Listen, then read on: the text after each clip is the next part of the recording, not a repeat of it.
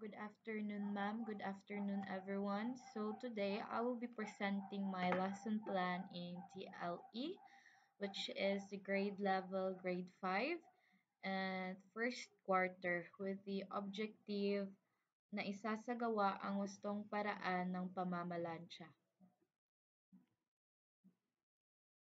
So, with the pamantayan ng nilalaman or the content standard na isasagawa ang kasanayan sa pangangalaga sa sarili at gawaing pantahanan na nakatutulong o sa pagsasaayos ng tahanan at ang pamantayan ng pagganap which is na ipamamalas ang pangunawa sa kaalaman at kasanayan sa mga gawaing pantahanan at tungkulin at pangangalaga sa sarili. And the learning competency na isasagawa ang wastong paraan ng pamamalansya.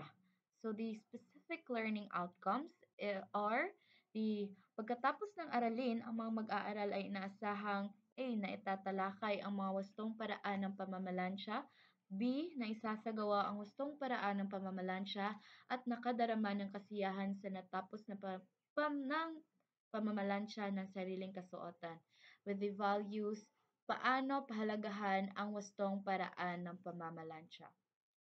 So, let us move on to the pamamaraan, which is the panimulang gawain. So, first one is, I prepared the prayer and then the pagbate. Then the third one is the review. The review is all about papanatiling maayos ng ating mga kasuotan. And sa review, ako ana siyang pangutana, what is the importance of keeping our things kaning neat and clean? So the fourth one sa pamamaraan is the pangganyak or ako ang drill, which is a crossword puzzle.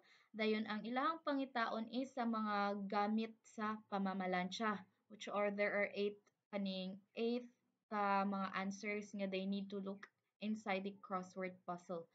So the fifth one is the paglalahad, which is the presentation of my topic. So there is a presentation mo nag-introduce na ko og unsa ang amo ang topic all about. So after my presentation is the pamantayan or the setting of standards in doing activities. So diri ako ang gi-ask sa mga bata if what are the things that they need to do during performing an activity. So mohatag sila og kani mga behaviors or kani mga butang nga need nila buhaton. And then after that is the panlingan na gawain or the group activities. So dire kay I'll group them into two groups I mean. So ang sa first group is they arrange the muhatag ko og kani mga situations nga wherein they need to arrange it from 1 to 6 if asa ang pinakauna ug asa ang pinakalas buhaton during sa pamalansya sang og blouse or polo. So mo na siya kanang as you can see na ay from A up to letter F and then kana nga mga statements or kanang situations i-arrange na nila from 1 to 6 sa asa ang pinakauna nga buhaton during pamamalansya.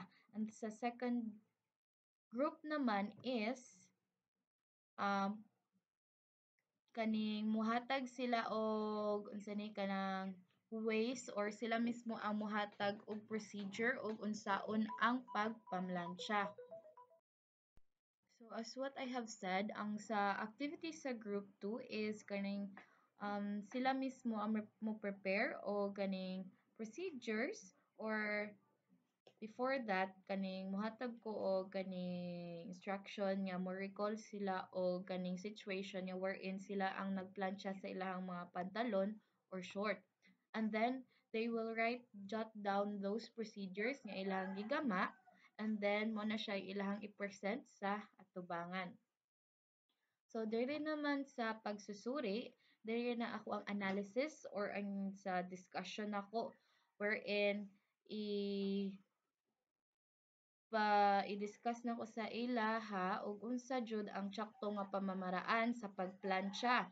Dayon unsa ang mga ways sa nga magkuan. So ang sa pagsusuri again is diri nako i-discuss og unsa ang wala nila na hatag sa ilang report og unsa ang mga things nga need sa pamlansya og unsa ang mga ang different nga procedures nga buhaton sa pagplansya o sa different types sa mga bayo, just like for example ani mga polo or blouse, ano mga short or pants. So mao na siya no, pati gani sa kaning sa palda. So diri na ko na siya i-discuss og dungag og unsa ang procedures, ang different procedures og ang mga different nga materials nga needed in order to kani pagplansya ana nga mga bayo.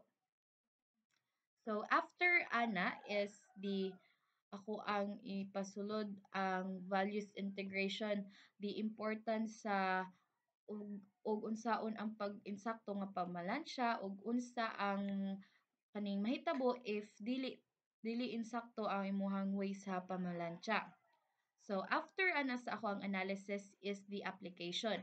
And then there is sa application nako is more on question and more on something like essay siya. Mohatag ko og questions and then sila mismo ang mo-provide og answers. Mura siya in an essay form. So, muna siya ako application. And then sa after sa application is the evaluation or the evaluation. So, sa ako ang evaluation is true or false. So, muna siya isulat ang tama kung ang hakbang na tinutukoy ay tama at mali naman kung hindi. So, dire is muhatag ko og mga situations nga basahon sa mga bata and then they will decide or give their answer whether that situation is kanang a correct way of doing kaning pamamalansya. So, man na siya, no? It's either they will have to answer tama if the situation or the procedure is correct and then mali if dili. So, after sa evaluation or the evaluation is the takdang aralin. There is sa ako ang takdang aralin kay mo kuan ko. They will create a video wherein kanang they were kanang wherein ipakita nila nga gapamalansya sila. So, muna siya, no? And then, sa paghatag nila sa video, I will provide a rubrics wherein nila ibase ang pag-score sa ilang video. If sakto ba siya? First one is the if nakasunod sa wastong hakbang sa pamamalansya. Second is nakagamit ng angkop na kagamitan at maayos na paggamit nito, which is 5. And then, nakasunod sa maayos na pangkalusugan at pangkaligtasang gawi sa paggawa, which is 5 points. And then, naplansya ng malinis at maayos ang damit, which is 10 points with a total of 30 points. Tama na siya, no?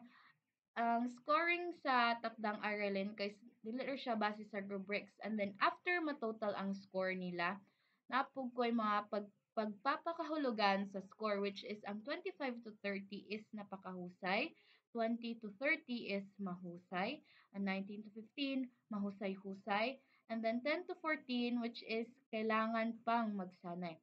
So that concludes my lesson plan in TLE. So again, I am Julianne Taverde and this is my presentation of my TLE lesson plan.